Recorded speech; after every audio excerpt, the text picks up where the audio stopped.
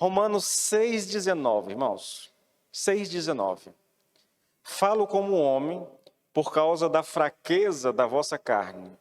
Assim como oferecestes os vossos membros para a escravidão da impureza e da maldade para a maldade, assim oferecei agora os vossos membros para servirem à justiça para a santificação.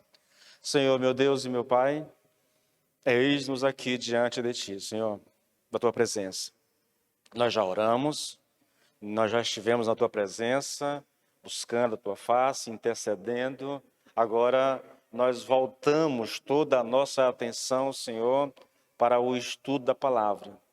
E a nossa oração é que, de fato, o Senhor ilumine o nosso entendimento, meu Deus, em o nome de Jesus. Ilumine o nosso entendimento, Senhor. Dá-nos a graça de compreendermos a Tua palavra e de sermos alimentados por ela, Senhor, nessa noite. Em o nome do Senhor Jesus Cristo, eu oro a Ti e te agradeço, Pai, no nome de Jesus. Queridos, vamos lá. Eu quero começar chamando a sua atenção para a maneira como Paulo começa esse versículo, irmãos. Ele diz assim, olha, falo como homem por causa da fraqueza da vossa carne. Na verdade, nós vamos gastar basicamente aqui 1 hora tratando só dessa pequena introduçãozinha aqui desse versículo, tá bom? Porque eu julgo ela muito importante, irmãos. Bom, ao dizer isso, querido, quando Paulo diz assim, ó, falo como um homem por causa da fraqueza da vossa carne, ele está aqui se referindo ao uso de uma analogia, de uma ilustração que ele está fazendo, tá bom? Eu vou tentar dar a você uma percepção completa dessa ilustração que ele está fazendo. Vá bem aí para o versículo 16. Mantenha a tua Bíblia aberta, por favor. Romanos 6,16. Aqui ele começa essa analogia, tá bom? Romanos 6,16. Ele diz assim, olha, não sabeis vós que a quem vos apresentardes por servos para lhe obedecer, sois servos daquele a quem obedeceis, ou do pecado para a morte, ou da obediência para a justiça. Isso aqui, querido, é uma ilustração a respeito da escravidão, né? Algo que era muito comum na época em que Paulo escreveu, tá bom? Então ele está usando uma realidade do cotidiano daquelas pessoas, né? Uma realidade experimentada por muitos deles, para lançar luz a respeito de uma verdade espiritual, tá bom? Agora, olha o versículo 18, irmãos. Versículo 18. E libertados do pecado, fostes feitos escravos da justiça. Novamente, ele continua lançando mão da ilustração, entendeu? Se alguém foi liberto do pecado, é porque ele era escravo. Então, a pessoa era escrava do pecado, mas ela foi tirada dessa condição de escravo do pecado e colocada numa outra condição, qual? Escravos da justiça, tá bom? Então, ele continua usando a mesma analogia, a mesma ilustração, tá? Bom, no texto que nós estamos estudando, querido, Paulo também se refere a essa ilustração. Pulando essa parte que nós vamos tratar hoje, a segunda parte desse versículo 19 diz assim, olha, pois que assim como apresentastes os vossos membros para servirem à imundícia e à maldade para a maldade, assim apresentai agora os vossos membros para servirem à justiça para a santificação. Então, por isso Paulo disse no começo desse versículo, falo como homem. Por causa dessa analogia que ele está usando, dessa ilustração que ele está usando. Aí, aqui um lembrete, eu vou estar citando bastante Lloyd Jones hoje, tá bom? Ele diz o seguinte, isso não significa que Paulo estava falando como homem, ou usando a linguagem humana, porque ele não poderia falar de outra maneira. Como homem, ele só podia falar em termos humanos e em linguagem humana. O que ele quer dizer com a expressão falo segundo a maneira dos homens, que é uma outra traduçãozinha, né? É que ele está usando uma ilustração caseira, tomada da vida comum. Repito, querido, a escravidão naquela época era uma coisa comum. Comum, irmãos. Tanto entre judeus como entre romanos e gregos e todo mundo, entendeu? A escravidão era algo comum. Ter um escravo é como ter um celular, entende? Era mais ou menos essa. Então ele está lançando mão dessa realidade, do cotidiano daquelas pessoas, para ilustrar uma verdade profunda espiritual. Bom, e é aqui que começa a questão, irmãos, aqui que surge uma questão, que é no mínimo curiosa, né? Por que Paulo utiliza essa frase particular, fala como um homem pela fraqueza da vossa carne, né? E chama a atenção, por que ele está usando isso e chamando a atenção do público para quem ele está escrevendo para essa fala, né? Por que chamar a atenção para o fato de que ele estava usando uma ilustração? Veja, é curioso, querido, porque o próprio Paulo, ele chama a atenção das pessoas para essa realidade. Olha, eu estou falando com vocês numa linguagem simples, eu estou falando a vocês usando ilustração, né? E ele aponta para isso. Olha, eu estou usando uma ilustração, eu quero que vocês entendam, eu estou usando uma ilustração. Por que ele faz isso, na verdade? Alguns dizem que ele faz isso para se desculpar. E por que eles acreditam dessa forma? Porque Paulo acreditava, e essas pessoas dizem que Paulo está se desculpando porque ele acreditava que um pregador do evangelho não deveria usar ilustrações nas suas pregações. Esse é um ponto interessante que a gente vai discutir mais tarde, tá? Outros dizem que ele está se desculpando pelo simples fato de usar uma ilustração a respeito da escravidão. Então, o problema aqui é a ilustração por causa da escravidão, tá bom? São coisas que são levantadas do porquê ele chamou atenção para essa fala, entendeu? Para essa fala de dizer, olha, fala como um homem por causa da fraqueza da vossa carne. Então, eu posso dizer a vocês, querido, que as duas respostas aqui, elas estão totalmente equivocadas. Paulo aqui não está pedindo desculpa. Paulo está justificando o uso que ele faz da ilustração. Quando ele diz, fala como homem, aí ele cita, aí, lá a partir do versículo 16, no 17, no 19, vai falar um pouco mais na frente também, entendeu? Quando ele faz o uso da ilustração, ele faz isso para justificar, irmãos. O falo como homem não é um pedido de desculpa. O falo como homem é uma forma de justificar o uso que ele está fazendo da ilustração. E é exatamente aqui, querido, que nós precisamos levantar uma questão interessante. E é essa questão que eu vou levantar, e eu vou levar o restante do culto para responder ela. Por que Paulo usou a ilustração da escravidão? Ou por que ele usou a ilustração? Tá bom? Primeira resposta bem simples. Ele usou a ilustração da escravidão para clarear o ensino dele, para esclarecer aquilo que ele estava ensinando à igreja. A ideia proposta é mais ou menos assim, olha, eu estou falando desta maneira e estou usando essa ilustração tirada do conhecido, do cotidiano de vocês, da relação da questão da escravidão, porque vocês todos estão familiarizados com ela. Então ele lança a mão dessa ilustração, porque aquilo é comum para as pessoas. Ela é útil para esclarecer aquilo que ele está ensinando, por isso ele faz uso dela, tá bom? E uma observação interessante aqui é que até aqui esse momento, no estudo da carta de Paulo, nós estamos em Romanos 6, 19, até aqui Paulo não tinha usado ilustração na sua carta, entendeu? Na verdade, a gente pode ir um pouco mais adiante e dizer que quase nunca Paulo se utiliza dessa ferramenta nas suas cartas. Aí eu cito novamente Lloyd Jones. Ele diz que o apóstolo não é um pregador que conta histórias, entendeu? Nas suas cartas. Ele não usa ilustrações livremente. Aqui ele faz isso e parece sentir a necessidade de explicar o porquê ele está fazendo. Portanto, ele não está se desculpando. Ele está dando uma explicação. E a intenção do apóstolo, irmãos, é tornar seu ensino o mais claro possível, por isso ele lança a mão dessa ilustração. Veja aqui uma coisa, irmãos. Aqui eu tenho um princípio interessante, que a gente poderia até explorar um pouco. Eu vou só dar uma pincelada, tá bom? A ideia é, aqueles que pregam, né, e ensinam o evangelho, eles nunca deveriam ser culpados de usar histórias, figuras, analogias e ilustrações como meios de entretenimento. Escute bem o que eu vou te falar, tá bom, querido?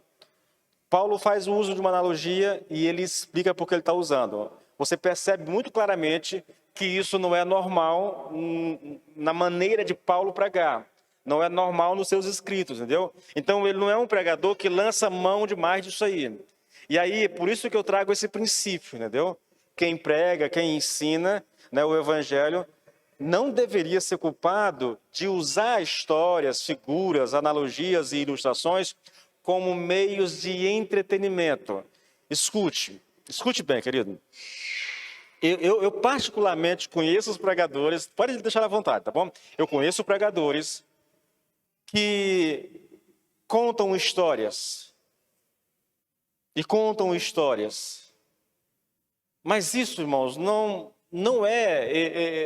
considera, se um pregador desses fosse avaliado por Paulo, ele vai dizer assim, olha, você não está pregando. Porque um pregador, ele não é chamado para contar histórias. Um pregador, ele é chamado para expor o texto bíblico, irmãos. É isso. Estou lembrando aqui de uma coisa que eu não posso nem falar a vocês porque é constrangedor, na verdade, né? Mas o pregador, gente, explicando para vocês de forma bem clara. Lá em Neemias, eu não sei se é o capítulo 9 ou se é o 10, não me recordo aqui direito,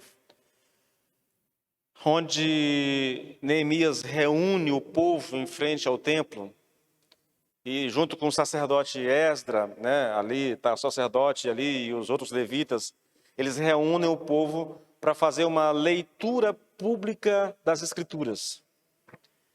Como é que funciona? Ali nós temos um modelo de pregação que, para mim, é o modelo de Deus, entendeu? Foi assim que Deus ensinou, é assim que Deus quer que a gente pregue.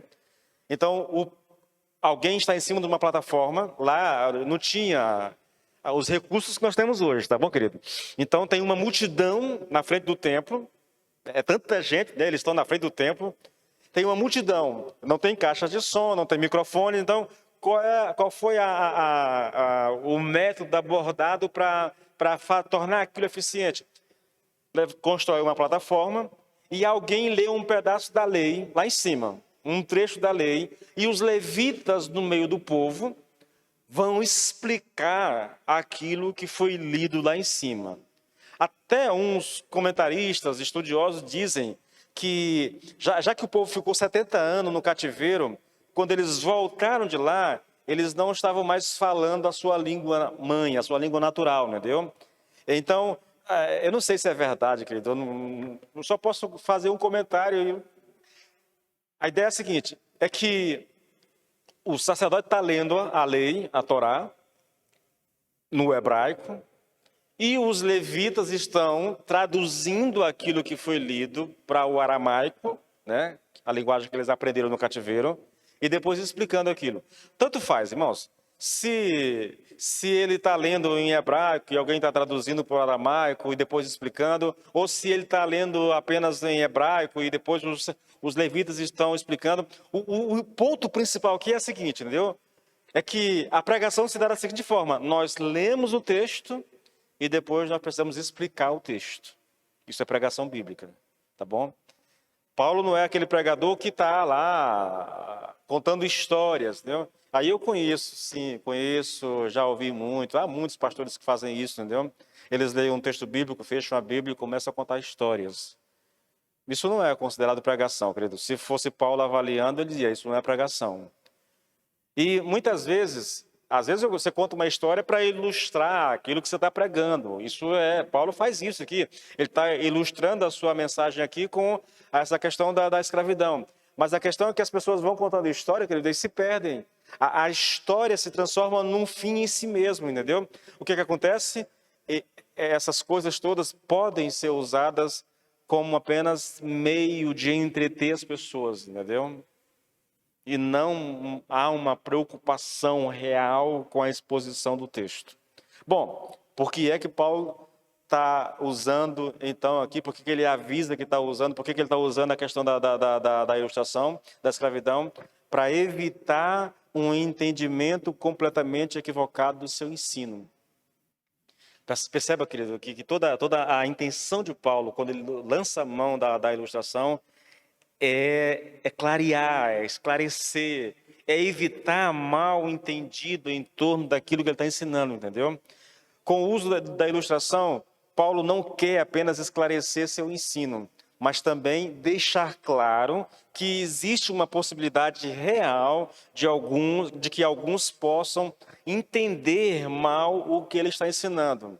Pedro falou sobre isso, em 2 Pedro 3, 15 e 16, Pedro diz assim, olha, e considere a longanimidade do nosso Deus, do nosso Senhor, como oportunidade de salvação, como também o nosso amado irmão Paulo escreveu a vocês, segundo a sabedoria que lhe foi dada, ao falar a respeito destes assuntos, como de fato costuma fazer em todas as suas cartas. Agora preste atenção. Nelas, nas cartas de Paulo, há certas coisas difíceis de entender, que aqueles que não têm instrução e são instáveis deturparão, como também deturparão as demais escrituras para a própria destruição deles. Paulo sabe disso, assim como Pedro sabia disso, que algumas pessoas, por não compreenderem bem aquilo que Paulo está ensinando, poderiam deturpar o ensino e fazer isso, né, se prejudicando, querido, tá bom? Então, a gente pode dizer aqui, querido, que Paulo sabia que havia o perigo de que aquilo que ele estava dizendo fosse mal entendido, entendeu? E por isso ele faz o uso da analogia da escravidão a fim de proteger a verdade.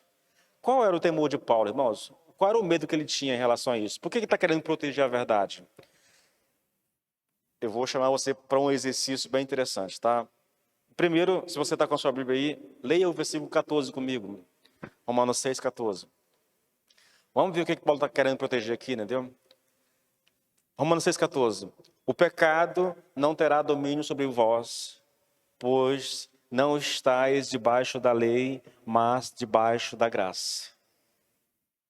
Esse é um texto extremamente perigoso, irmãos. Essa é uma verdade tremendamente libertadora, entretanto, ela mal compreendida, ela pode ser absurdamente destruidora, irmãos. Destruidora. Imagine aqui, querido, alguém que ouviu essa mensagem, mas não conseguiu captar o verdadeiro ensino do apóstolo, e essa pessoa diz o seguinte, muito bem, como não estou mais debaixo da lei, não preciso mais me incomodar com a minha conduta, nem com o meu comportamento. Eu estou livre, absolutamente livre. Pergunto a vocês, é possível alguém ouvindo o que Paulo disse chegar a esse tipo de conclusão? É claro que é. Paulo diz, nós não estamos mais debaixo da lei. O que ele está dizendo, querido? As pessoas vão interpretar, quer dizer que a lei não é mais uma ameaça? Quer dizer que eu não tenho mais obrigação para com a lei? Quer dizer que agora eu posso fazer o que quiser? Entende? Esse tipo de conclusão pode, e alguns fazem realmente esse tipo de dedução a respeito da pregação. Ele está preocupado com isso. Ele sabe que o que disse é perigoso, entendeu? Então ele tenta de todas as formas proteger aquilo que ele está dizendo. E a melhor ferramenta que ele encontrou para fazer isso foi usar a analogia da escravidão, querido. Agora veja, Paulo, só imagine há uma espécie de diálogo, né? Paulo está dizendo assim, olha, o pecado não terá domínio sobre vós, pois não estáis debaixo da lei, mas debaixo da graça. Aí alguém diz assim, muito bem, Paulo, então isso quer dizer que eu não estou mais debaixo da lei, então eu não preciso mais me incomodar com a minha conduta, com o meu comportamento, né? Quer dizer que eu estou livre, quer dizer que eu estou completamente livre. Aí Paulo vai dizer assim, olha, calma lá, cara. Não foi isso que eu disse. É verdade que nós não estamos debaixo da lei, mas isso não significa que estamos livres para fazermos o que quiser. E por que não? Porque nós somos libertados da lei, libertados do pecado, mas agora nós somos escravos da justiça. Eu não sei se vocês conseguem perceber, querido. A mensagem da graça é uma mensagem perigosa. É um fato. Se você ler, existem alguns clássicos da literatura cristã a respeito da graça. Eu indico duas. Maravilhosa Graça, de Philip Yancey, é um clássico, uma leitura muito gostosa. E há um outro de Charles Swindoll, O Despertar da Graça. O Despertar da Graça. Esses autores, nas suas primeiras páginas, já na introdução do assunto, eles chegam a dizer o seguinte: olha, se a sua mensagem a respeito de graça não der margem para alguém que está ouvindo interpretar mal o que você está dizendo, então a sua mensagem não é uma mensagem de graça. Paulo sabe disso. Está pregando sobre graça. Nós não estamos mais debaixo da lei, mas debaixo da graça do Senhor. Para muita gente, a palavra graça é quase é como se fosse uma espécie de como é que eu chamo isso? É uma espécie de um passaporte para você viver da forma como bem quiser, entendeu? Graça para muita gente é isso. Eu não estou mais debaixo da lei, eu estou debaixo da graça, então eu posso viver a vida da forma como bem quiser. Paulo sabe disso, querido. Então, como é que ele protege a verdade? Aí ele lança a mão desse recurso. Ele lança a mão da ilustração da escravidão. Ele diz, olha, você realmente você foi liberto, entendeu? Você foi liberto do pecado. Você não é mais escravo do pecado, entendeu? Você não está mais debaixo do pecado, não está mais debaixo da lei. Só que você foi libertado do pecado, mas foi feito escravo da justiça. Versículo 18. E libertados do pecado, fostes feitos escravo da justiça. Então você deixou de estar debaixo do senhorio do pecado, da lei, mas agora você está debaixo do senhorio de Deus, de Cristo, da graça, entendeu? Você não é totalmente livre para fazer o que quiser. É o que o Paulo está dizendo, irmãos. Olha isso aqui, irmãos. Vou fazer uma citação longa de Lloyd Jones, porque ele vai tentar explicar isso. Olha, ele diz assim, o anseio de Paulo é que aqueles irmãos vejam que o homem que não está debaixo da lei está agora debaixo da lei de Cristo. Ele não está mais debaixo da lei, da Torá, dos mandamentos, mas ele está debaixo da lei de Cristo. Ele não está livre da justiça. Ele está livre para a justiça. Foi posto em liberdade para poder praticar a justiça. Ele continua falando, o Lloyd Jones. Paulo está com tanto desejo de que ninguém imagine que não está debaixo da lei. Ninguém imagine que não está debaixo da lei significa que o cristão está completamente livre, que afirma que, embora os cristãos não sejam mais escravos do pecado, são, não obstante, escravos da justiça. Ele continua sendo escravo. Você não é mais escravo do pecado, mas agora é escravo da justiça. Esse é um outro ponto que, se der tempo, nós vamos tratar mais para frente, tá bom, querido? Porque também é um tema, soa pejorativa nos nossos ouvidos a ideia de que nós somos escravos da justiça, tá? Então a gente vai tratar disso daqui a pouco. É como se ele dissesse assim, olha, coloquei essa verdade nos termos da analogia da escravidão, de um homem ser escravo de um senhor, e então vir outro e adquiri-lo e libertá-lo do seu ex-senhor e fazer dele o seu próprio escravo. O fato é, você continua escravo. Só não é mais escravo da lei, mas continua escravo, entendeu? Você tem um outro senhor. Então não é, já que eu não estou debaixo da lei, então eu posso fazer o que quiser. Não. Você continua. Gente, deixa eu citar aqui, é uma citação pesada, mas eu vou citar.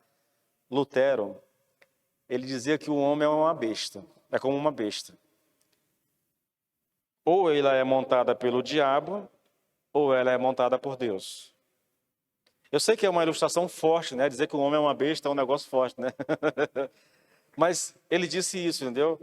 Quando ele disse isso, a intenção dele é só mostrar exatamente isso. Você não é totalmente livre, querido. Nenhum ser humano é totalmente livre. Ou você é escravo do pecado, ou você é escravo da justiça. Ou você está debaixo do domínio do pecado e do diabo, ou você está debaixo do domínio da graça ou de Deus, ou de Cristo, entendeu? Não há ninguém livre nesse mundo, querido. Não há. Então, veja, novamente, é como se Paulo estivesse dizendo assim, olha, eu coloquei essa verdade nos termos da analogia da escravidão, né? E eu expressei essa verdade dessa maneira. Você tinha um senhor, foi comprado, agora tem um outro senhor, você continua tendo um senhor, na verdade. Então, eu expressei a verdade dessa maneira, a fim de que ninguém torça para a sua própria destruição a minha exposição sobre o fato de que nós não estamos mais debaixo da lei. Toda a intenção de Paulo aqui, querido, é proteger o ensino dele. Irmãos, saber que nós não somos mais escravos do pecado é uma das verdades mais tremendas que há na Bíblia.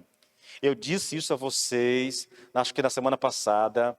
Isso é tão importante que na primeira parte desse capítulo aqui, 6, e até na segunda parte do capítulo, Paulo vai se repetindo de várias formas, entendeu? De várias maneiras, usando palavras e vocabulário diferente, mas sempre trazendo a mesma realidade. Nós não somos mais prisioneiros do pecado. Nós não estamos mais debaixo do pecado. Deus nos libertou dessa condição. Não é mais esse o nosso estado, não é mais essa a nossa condição. Agora nós estamos debaixo da graça do Senhor. E ele vai dizendo isso, vai repetindo isso de todas as formas possíveis, para que fique gravado no coração daqueles que vão ler, é lógico, de nós que estamos hoje conhecendo, entendeu? Essa ideia. Porque para Paulo é muito importante, irmãos, nós não somos mais prisioneiros do pecado.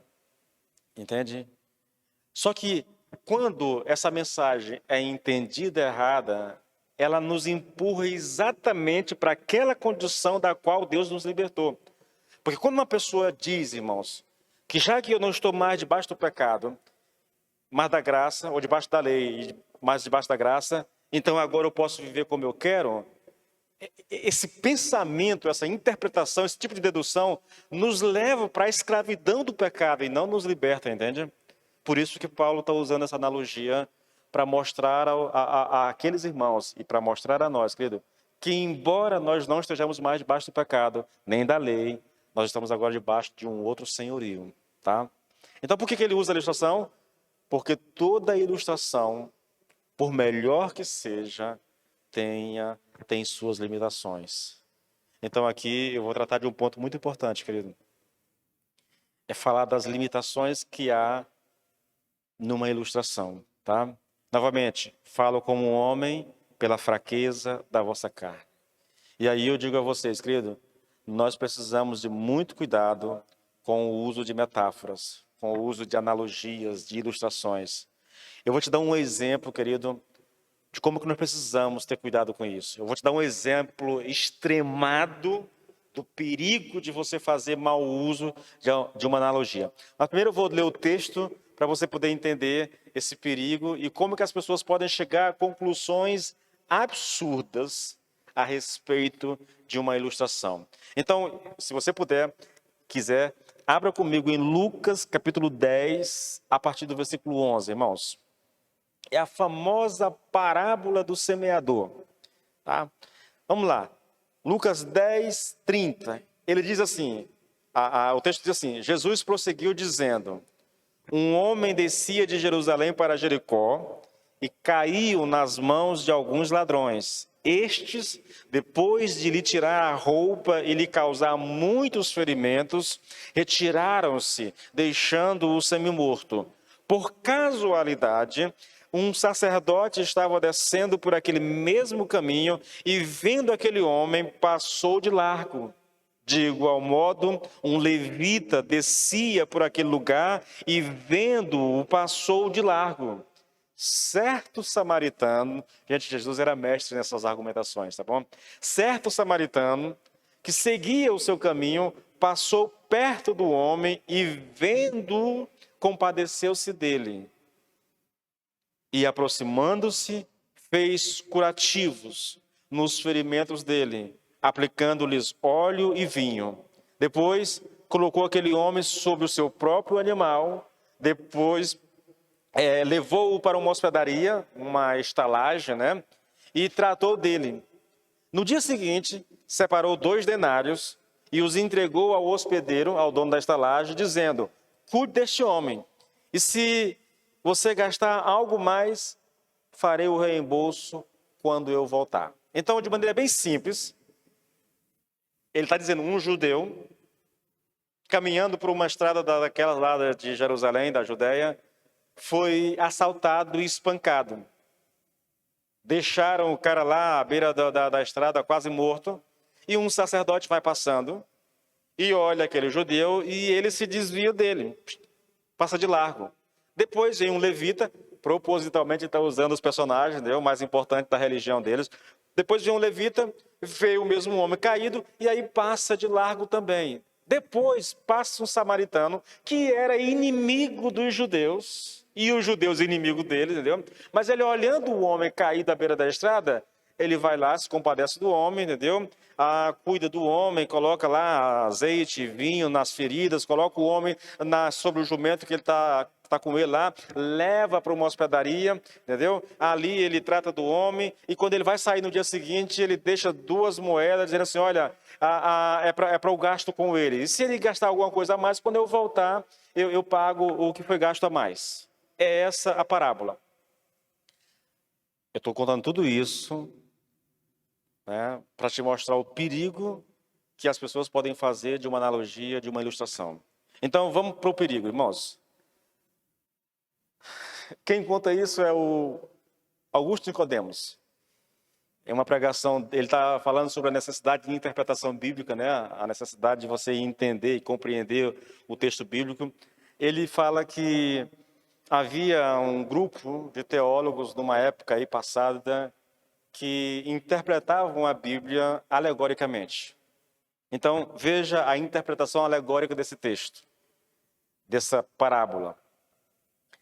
O judeu que foi assaltado significa o homem perdido. Os salteadores, os ladrões, que roubaram e espancaram o homem, é o pecado. O homem que foi assaltado e espancado, caído à margem do caminho, da estrada, é o homem pecado. Né? O sacerdote e o levita que não ajudaram o homem representam a lei que não pode salvar o pecador. O bom samaritano é Jesus, né? Que derrama o seu sangue, no caso o vinho, né? Levanta o homem, levantar o homem é uma referência ao novo nascimento, coloca em cima do jumento, o jumento é um simbolismo do evangelista, e leva o homem para a estalagem, para a hospedaria, que é a igreja, e diz para o dono da estalagem, que é o pastor, né? Olha, eu tenho aqui 2 moedas, que é o batismo e a Santa Ceia, cuida dele para que eu volte, né? Que é a segunda vinda de Cristo, e aí segue a interpretação do texto. Você percebe para cada detalhe uma alegoria. Gente, isso é um perigo, querido. Isso é um negócio terrível. O que Jesus Cristo está ensinando com a parábola do bom samaritano? Que não tem bom samaritano, a Bíblia não fala sobre isso, né? É só o nosso subtítulo lá. O que ele está querendo ensinar, na verdade?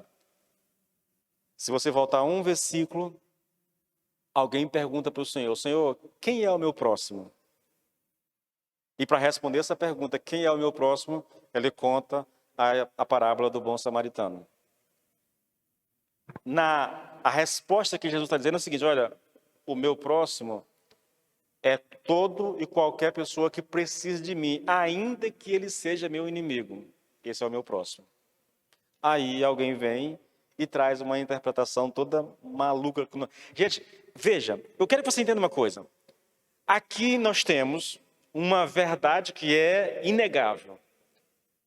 O homem perdido, o pecado, entende? O homem caído em pecado, né? Temos Jesus que com o seu sangue salva esse homem.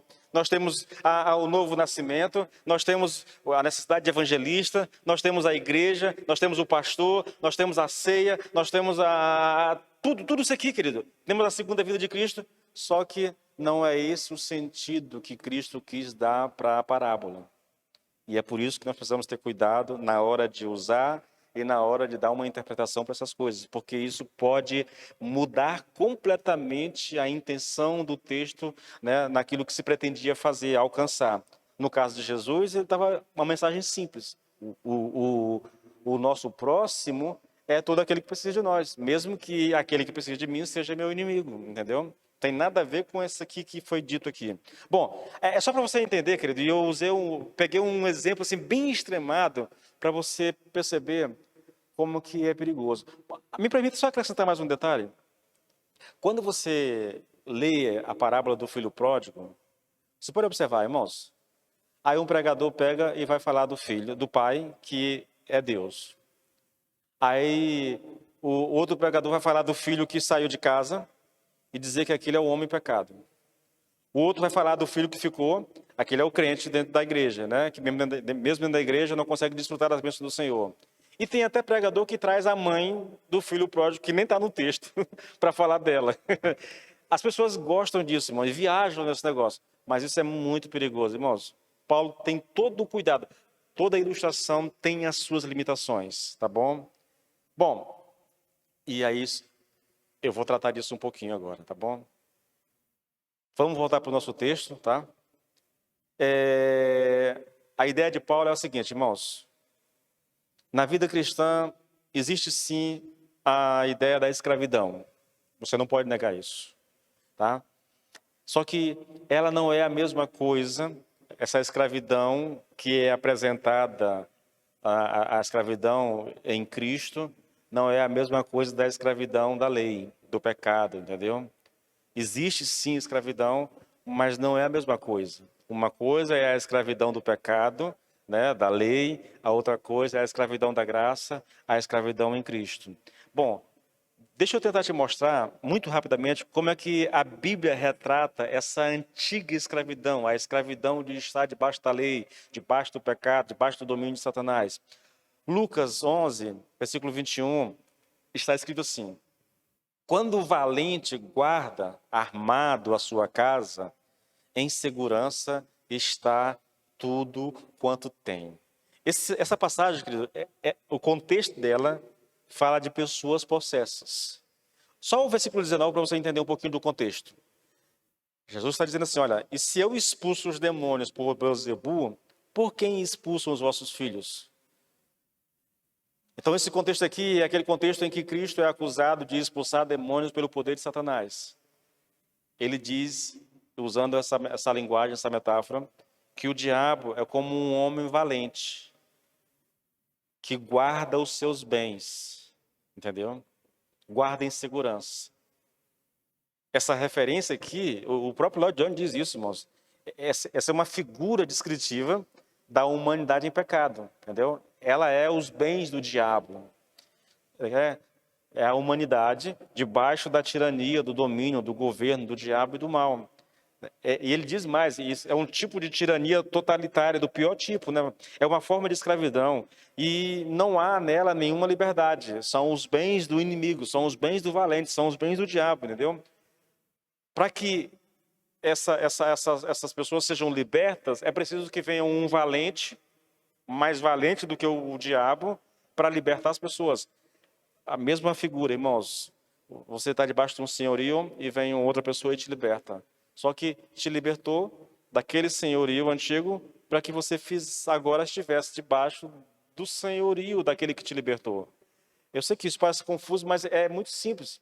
Você tinha um senhor, alguém foi lá, te libertou, mas fez de você o seu escravo. Então você continuou tendo um senhor, você mudou de senhor. Só que esse senhor agora, que a Bíblia chama de graça, de justiça, ou Deus, ou Cristo, entendeu? Não, esse tipo de escravidão não tem comparação com a antiga, na verdade. A mesma linguagem, olha, em Efésios 2:1, Paulo retrata assim, olha, ele vos deu vida, estando vós mortos nos vossos delitos e pecados. Quando você chega no versículo 2, Paulo vai dizer, vocês eram escravos do mundo, vocês eram escravos do diabo, e vocês eram escravos da carne, escravos. E o Senhor veio e libertou vocês. Entende? Há uma escravidão, querido, perversa, maligna, que literalmente empurra o homem para o inferno. Esse é o retrato da antiga escravidão, querido. Entretanto, existe uma escravidão, a escravidão do cristão, ela é diferente. Ele não é mais escravo do pecado, da lei, não é mais escravo do diabo. Ele é escravo da justiça, ele é escravo de Deus, ele é escravo do Senhor Jesus, entendeu? Então, é nesse ponto aqui, irmãos, que a ilustração, ela perde o seu sentido. Porque Paulo queria mostrar que o homem saiu debaixo de um senhorio para se colocar debaixo de um outro senhorio. Só que ele vai adiante e diz assim, olha, só que isso tem limite. Você não pode usar essa ilustração de forma absoluta. Há limites. E o limite é exatamente esse. O antigo senhor era um senhor maligno, tirano, cruel. O seu novo senhor não tem nada a ver com o antigo. Aí eu vou retratar agora essa escravidão do cristão, tá bom? Vê se você consegue entender, irmãos. Essa é a escravidão do cristão retratada na Bíblia. João 10, versículo 9. Jesus está dizendo, eu sou a porta, aquele que entrar por mim será salvo, entrará, sairá e encontrará pastagens. Então imagine um aprisco e o Senhor está dizendo assim, olha, você vem, você pode sair, vai atrás de pastagens, se alimenta e depois voluntariamente você volta para o aprisco. Isso é escravidão cristã. Mas há um texto melhor ainda, tá bom? Mateus 11, 28 até o 30. Novamente o Senhor Jesus falando, venham a mim todos vocês que estão cansados e sobrecarregados e eu os aliviarei. Tomem sobre vocês o meu jugo e aprendam de mim, porque sou manso e humilde de coração. E vocês acharão descanso para a alma de vocês. Por quê? Porque o meu jugo é suave e o meu fardo é leve. Olha só, venham todos vocês que estão cansados e sobrecarregados. Eles estão debaixo de um jugo. Esse jugo é um jugo que cansa, é um jugo que sobrecarrega, é um jugo que põe um fardo muito pesado nas costas daqueles que estão carregando. O que o Senhor diz? Olha, deixem esse jugo e tomem o meu jugo. Só que o meu jugo não é cansativo, o meu jugo não sobrecarrega, o meu jugo é suave, entendeu? E o meu fardo é leve. Há uma diferença gritante entre o jugo que o diabo coloca sobre os homens, que a lei coloca sobre os homens, e o jugo de Cristo sobre nós, querido. Então, a ideia é, as ilustrações são boas, mas elas têm limitações. Nós não podemos tomá-las como absoluta. Há um sentido em que é certo dizer que ambas as condições são de escravidão. E, no entanto, não se pode parar aí. É preciso explicar a diferença entre as duas escravidões. É isso que eu estou tentando fazer com vocês, entendeu? A segunda escravidão, querido, é uma escravidão voluntária. É uma escravidão, a Lord John chama isso de escravidão do amor, entendeu? É algo que nos satisfaz, é algo que nos preenche, é algo que nos completa. Ser servo de Cristo, ou ser escravo de Cristo. Na verdade, você pode pegar as cartas de Paulo, querido, e quase todas elas, ele sempre começa dizendo, Paulo, servo de Jesus Cristo. A palavra no original, em todo lugar, é doulos, que significa escravo. Ele se apresenta assim, Paulo, escravo de Jesus Cristo. Não é uma escravidão tirânica, não é uma escravidão opressora, não é uma escravidão cruel, querido. É uma escravidão de amor, entende? Para me libertar do meu antigo senhor, ele deu a sua vida por mim. E Paulo gostaria muito que aqueles irmãos e que nós hoje entendêssemos isso. Nós não somos livres para fazer o que quiser. Nós temos um Senhor sobre a nossa vida. Só que esse Senhor é bom. Isso não quer dizer que ele vai permitir que você faça o que quer. Entende? Você tem um Senhor, você tem um dono. E você tem que andar de acordo com as regras desse dono. O quarto motivo é por causa da fraqueza da nossa carne. Irmãos. Irmãos. Essa é a parte principal, querido. Se eu começar bem aqui, eu não vou conseguir terminar, entendeu? Vai ficar pela metade esse negócio. Ah, Jesus amado. Eu não sei o que faço.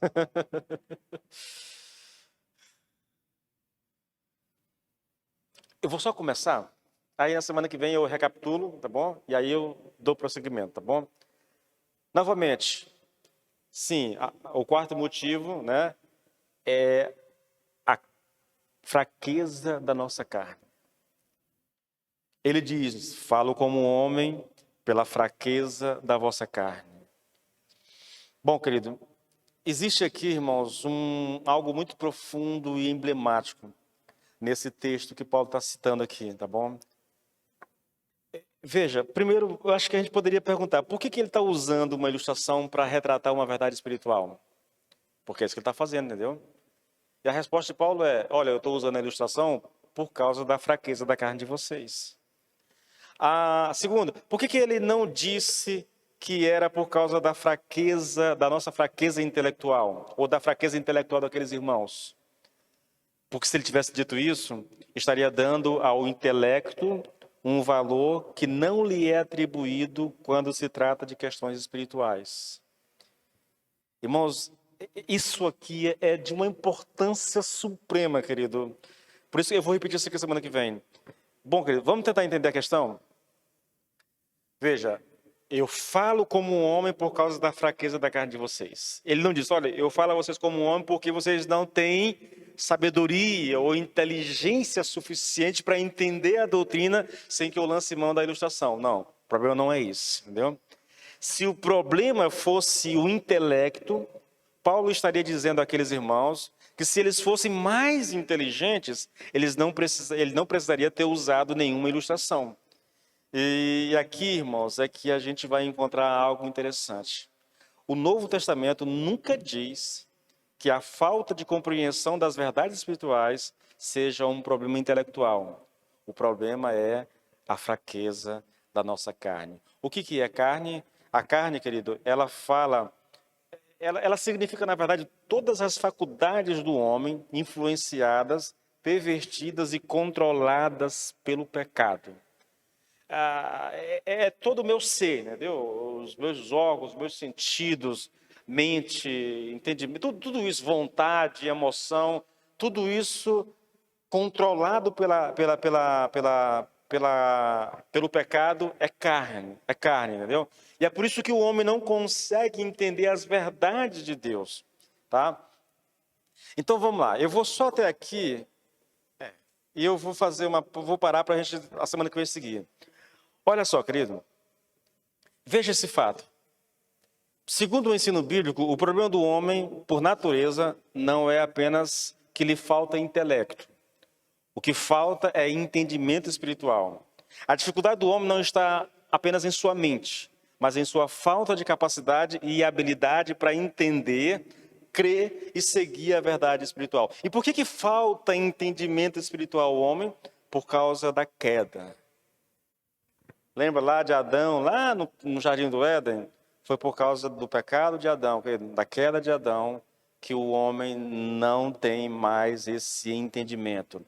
É um fato indiscutível que antes da queda, Adão desfrutava, irmãos, tanto de comunhão como de uma comunicação muito livre com Deus. Ele se comunicava naturalmente com o Senhor. Só que depois da queda, querido, depois da entrada do pecado, o homem perdeu essa capacidade de apreender, de compreender, de ter entendimento espiritual, entendeu? E a semana que vem nós vamos ler bastante partes dos 3 primeiros capítulos de Coríntios, que vai tratar disso de maneira muito clara, de maneira muito explícita, irmãos. É algo assim impressionante como Paulo retrata essa realidade em 1 Coríntios, entendeu? Onde ele fala que o homem natural, o homem sem Cristo, ele não consegue compreender as coisas, as verdades espirituais, porque essas verdades se discernem espiritualmente, elas são entendidas, elas são compreendidas espiritualmente. E aí não tem a ver com o meu intelecto, não tem a ver com a minha capacidade intelectual de compreensão, com a minha inteligência, ou qualquer outra coisa. É uma verdade bíblica E ela só pode ser entendida, discernida, se o Espírito me der essa capacidade. Eu vou fechar para não olhar mais nada aqui, senão vou querer seguir. Escute bem, querido. Escute bem o que eu vou lhe dizer. Está escrito lá em 2 Coríntios 4:4, se eu não me engano. Né? Eu estou ruim de lembrar os versículos. Só sei que é capítulo 4 de 2 Coríntios. Lá está escrito que o diabo cegou o entendimento dos incrédulos, de maneira que Paulo diz, de maneira que a verdade de Deus não lhes resplandece. O que ele está dizendo? O diabo cegou o entendimento das pessoas, de maneira que elas não conseguem entender as verdades de Deus. Não conseguem.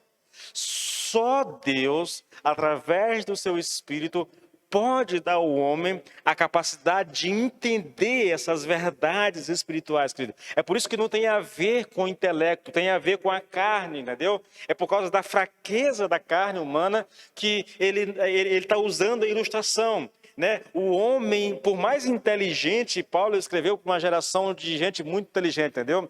A época de Paulo. Mas por mais cabeção que o homem seja, ele não consegue compreender as verdades de Deus. Irmãos, deixa eu te dar um exemplo para poder fechar isso aqui. É a semana que vem a gente volta e aí trabalha isso mais detalhadamente, tá bom? Quando Paulo estava na cidade de Filipos pregando o evangelho, Atos 16, ele está pregando para um grupo de mulheres e enquanto ele está pregando, a palavra diz que Deus, né, ou que o Espírito Santo abriu o entendimento de uma mulher para que ela pudesse compreender aquilo que Paulo estava dizendo. Veja bem, irmãos, e eu espero que você entenda isso. Quando a gente ora pelas pessoas, e quando eu digo a vocês, olha, orem pelas pessoas, pelos amigos, pelos familiares, eu sei exatamente o que eu estou dizendo, irmãos. Enquanto Deus não vier ao encontro de um cidadão e abrir o entendimento dele para que a verdade faça sentido para aquela pessoa, ela jamais compreenda. Você pode falar de Cristo, do seu sacrifício, do amor de Deus, da ira de Deus, do que quiser, irmãos, não vai funcionar. Você pode contar a história, usar o que quiser, não adianta, irmãos. Não adianta apelar às emoções. Não adianta apelar ao intelecto da pessoa. Não adianta apelar para nada, querido. O que você tem que apelar é diante de Deus. Deus abra o entendimento dela para ela compreender o que está ouvindo. Porque se Deus não fizer isso, irmãos, a pessoa não vai entender. Por dois motivos. Primeiro, porque a Bíblia diz que ela está morta espiritualmente. Segunda, porque a Bíblia diz que o diabo cegou o entendimento dela. Há um bloqueio, irmãos. Há um bloqueio espiritual e a pessoa não consegue. Não consegue. Irmãos, ela não entende. Se entendesse, irmãos, não precisaríamos de apelos para as pessoas se converterem, entendeu? Quando Lídia compreendeu o que Paulo estava dizendo, naturalmente ela se converte, irmãos. Funciona dessa forma. Não tem a ver com o intelecto, querido. E semana que vem eu vou forçar a barra nesse negócio, porque, para mim, essa é uma das verdades mais importantes. Eu vejo muita gente tentando atrair as pessoas para Cristo com festa, com histórias, com isso, com aquilo, com humor, com música, com um monte de coisa, irmãos. Menos orando, entendeu? Menos buscando a Deus. Você pode até atrair as pessoas para a igreja, você pode até atrair as pessoas para o seu evento, você pode atrair as pessoas para o que você está fazendo, mas para Deus você não atrai dessa forma, querido. Porque aí a questão não é mais física, não é mais material, não tem mais a ver com capacidade intelectual, não tem mais a ver com eloquência, não tem mais a ver com nada. Tem a ver com uma questão espiritual. Estando vós mortos nos vossos delitos e pecado, diz lá Paulo, ele vos deu vida. É Deus quem dá vida, irmãos. É Deus quem abre o entendimento, entende? Paulo está tratando disso aqui, querido. E é muito importante, irmãos, essa é uma das verdades mais fundamentais que a igreja precisa desesperadamente compreender, querido. Não é uma questão de conhecimento, não é uma questão de capacidade intelectual, não é uma questão de inteligência, é uma questão de o Espírito abrir ou não abrir o entendimento de uma pessoa, de o Espírito iluminar ou não iluminar o entendimento de uma pessoa, irmãos. É espiritual, querido. Ah, pastor, quer dizer que a gente não vai fazer? O que quer fazer agora? Meu irmão, a dica é, eu como pastor, a minha postura é, eu me preparo da melhor forma possível para fazer o que eu faço aqui e vou orar ao Senhor colocando tudo nas mãos dele. O resultado é com ele, irmãos. Eu não sou obrigado por abrir o teu entendimento. É Deus quem faz isso. Eu não sou obrigado por fazer você entender o que eu estou dizendo, de maneira alguma, querido. O meu papel é falar e, é lógico, ir para diante do Senhor e dizer, Senhor, faça, está lá em 1 Tessalonicenses, faça com que a palavra chegue ao coração dos teus filhos do poder do Espírito Santo, porque aí não há cadeias, não há prisão, não há nada que o Espírito Santo não possa romper para salvar alguém. É assim que funciona, querido. É assim que funciona. Por isso Paulo diz, fala como um homem por causa da fraqueza da vossa carne. Nós não terminamos esse assunto, não. Vamos voltar para ele semana que vem, tá? Aí depois a gente segue nosso texto. Se coloque de pé, por favor, querido, em nome de Jesus.